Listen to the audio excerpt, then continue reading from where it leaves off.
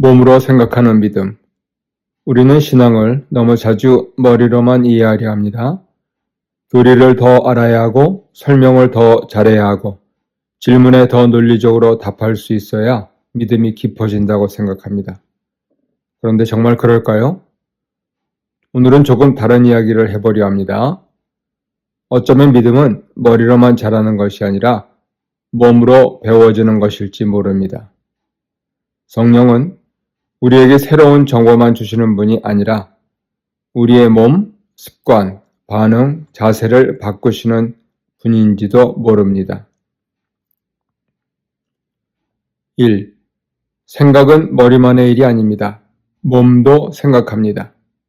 연주자, 무용수, 조각가, 과학자, 수학자들의 사례를 통해 보면 인간이 손과 근육, 균형감각, 움직임, 긴장, 접촉을 통해 문제를 이해하고 해결합니다. 연주자는 손으로만 연주하지 않습니다. 어떻게 서 있는지, 어떻게 숨 쉬는지, 어떻게 몸 전체가 악기와 연결되는지가 중요합니다. 과학자도 마찬가지죠. 실험 도구를 다루는 감각, 물질을 만지는 느낌, 손의 숙련이 사고를 깊게 만듭니다. 우리는 듣고 읽고 보고 기억하지만 행할 때 비로소 이해합니다. 이 말은 교육에도 예술에도 과학에도 맞습니다. 그리고 저는 이 말이 신앙에도 정확히 들어맞는다고 생각합니다. 2. 몸의 훈련이 단순한 기술 습득이 아니라 인식의 방식입니다. 무용수는 몸의 내부 구조를 느끼며 움직입니다. 조각가는 형태를 머리로만 계산하지 않고 자신의 몸으로 압력과 힘을 느낍니다. 연주자는 악기를 외부 물건처럼 다루지 않고 자기 몸의 일부처럼 체화합니다.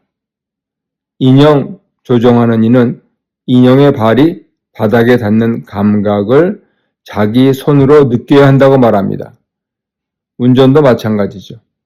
익숙해지면 차는 더 이상 낯선 기계가 아니라 운전자의 확장된 몸이 됩니다. 이건 단지 기술의 문제가 아니죠. 훨씬 더 깊은 질문입니다. 우리는 무엇을 안다고 말할 수 있을까요? 머리로 설명할 수 있는 것만 아는 것일까요? 아니면 몸으로 반응할 수 있을 때 비로소 안다고 말할 수 있을까요? 예컨대 누군가 용서가 중요합니다라고 말할 수는 있습니다. 하지만 실제로 상처 준 사람을 만났을 때 몸이 자동적으로 복수와 방어 대신 멈춤과 인내와 기도로 반응한다면 그때 우리는 용서를 안다고 말할 수 있을 것입니다. 3. 여기서 성령론이 중요해집니다. 우리는 성령의 역사를 감정적인 뜨거움이나 새로운 깨달음 정도로만 생각합니다. 물론 성령은 깨닫게 하십니다. 하지만 거기서 끝나지 않습니다. 성령은 몸을 바꾸십니다. 성령은 무엇을 믿는가만 바꾸는 것이 아니라 어떻게 걷는가, 어떻게 말하는가, 어떻게 화내는가, 어떻게 참는가, 어떻게 식탁을 나누는가를 바꾸십니다. 강조할 점은 사고가 몸을 통과해서 일어난다는 점이죠. 그렇다면 성령의 사역도 우리의 정신 한 구석만 건드리는 것이 아니라 인간 전체를 새롭게 하시는 일이어야 합니다. 성령은 교리를 외우게 하는 분이 아니라 복음이 몸에 배게 하시는 분이죠. 그래서 성령 충만은 어떤 황홀한 순간의 체험만이 아니라 몸에 새겨진 예수의 습관이라고 표현할 수 있습니다. 4. 요더는 교회를 단순히 옳은 말을 하는 집단으로만 보지 않았습니다. 그에게 교회는 예수의 길을 몸으로 살아내는 공동체입니다. 교회는 평화가 중요합니다 라고 말하는 것이 아니라 실제로 폭력 대신 화해를 택하는 곳이어야 합니다. 교회는 용서해야 합니다 라고 설교하는 것이 아니라 실제로 서로를 용서하는 공동체여야 합니다. 교회는 섬김이 중요합니다 라고 주장하는 것이 아니라 서로 발을 씻기듯 낮아지는 몸의 질서를 배워야 합니다. 참된 삶은 훈련되고 체화됩니다. 요도의 제자도도 그렇죠. 제자도는 아이디어가 아니라 몸의 사회적 훈련입니다. 성령은 개인 안에서만 역사하지 않으십니다. 성령은 공동체 안에서 새로운 몸의 언어를 만드십니다. 힘으로 밀어붙이던 몸이 기다리는 몸으로, 보복하던 몸이 용서하는 몸으로, 불안에 흔들리던 몸이 인내하는 몸으로 바뀌게 하십니다. 그런 점에서 교회는 세상 앞에 놓인 하나의 설명이 아니라 하나님 나라를 몸으로 보여주는 증거입니다. 5. 허워스는 늘 이런 질문을 던집니다. 무엇이 옳은가 보다 먼저 어떤 사람이 되어가고 있는가를 물어야 한다는 것이죠. 그는 윤리를 규칙의 목록이 아니라 형성된 성품, 그리고 그 성품을 만들어낸 공동체적 습관으로 봅니다.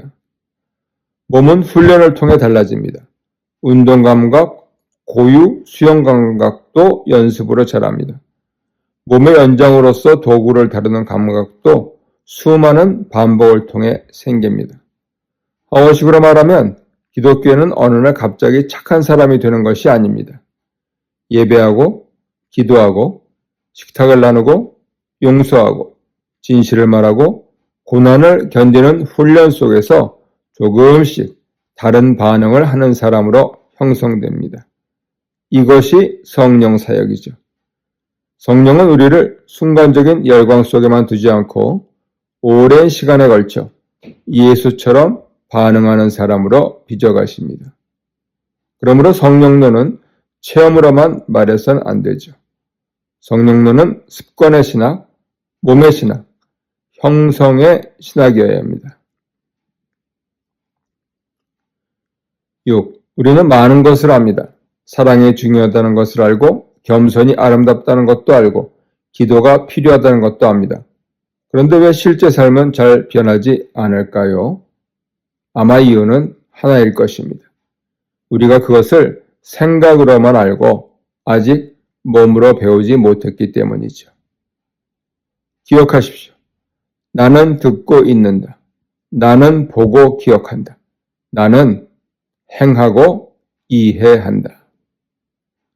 신앙도 마찬가지입니다. 기도는 기도에 대한 설명으로 배우지 않습니다. 기도함으로 배웁니다. 평화는 평화 사상을 읽는 것으로 끝나지 않습니다. 갈등 속에서 평화를 선택함으로 배웁니다. 용서는 용서론 강의를 듣는 것으로 충분하지 않습니다. 실제 상처 속에서 용서함으로 이해하게 됩니다. 그래서 성령은 우리를 삶의 현장으로 보내십니다. 거기서 우리는 넘어지고 배우고 다시 일어서며 복음을 몸으로 익혀갑니다. 7. 질문은 이것이죠. 나는 신앙을 머리로만 붙잡고 있지 않은가? 나는 하나님을 설명하려고는 많이 했지만 실제로 몸으로 순종하며 배우는 일에는 익숙하지 않은가? 혹은 나는 성령을 어떤 강렬한 감정으로만 생각하고 내 말투와 표정과 걸음걸이와 식탁의 태도와 갈등 앞에 반응을 빚어가시는 분으로는 생각하지 않았는가? 성령은 우리의 머리만 만지지 않으십니다. 성령은 우리의 시간표를 만지시고 식탁을 만지시고 분노를 만지시고 몸을 만지십니다. 그래서 참된 신앙은 설명을 잘하는 능력이 아니라 예수처럼 살아가는 몸의 방향으로 드러납니다. 오늘 내용을 한 문장으로 정리하면 성령은 우리에게 무엇을 믿어야 하는지만 가르치지 않고 어떻게 살아야 하는지를 몸으로 새기는 분입니다. 요도의 말처럼 교회는 예수의 길을 몸으로 증언하는 공동체여야 하고 하워스의 말처럼 우리는 성령 안에서 다른 반응을 하는 사람으로 형성되어야 합니다. 믿음은 머리에서 시작할 수 있습니다. 하지만 거기서 끝나면 아직 충분하지 않습니다. 믿음은 몸으로 내려와야 합니다. 걸음이 바뀌고 말투가 바뀌고 습관이 바뀌고 공동체의 분위기가 바뀌어야 합니다. 그때 우리는 비로소 성령이 우리 안에서 일하고 계심을 알게 됩니다. 마무리합니다. 성령은 생각만 바꾸지 않으십니다.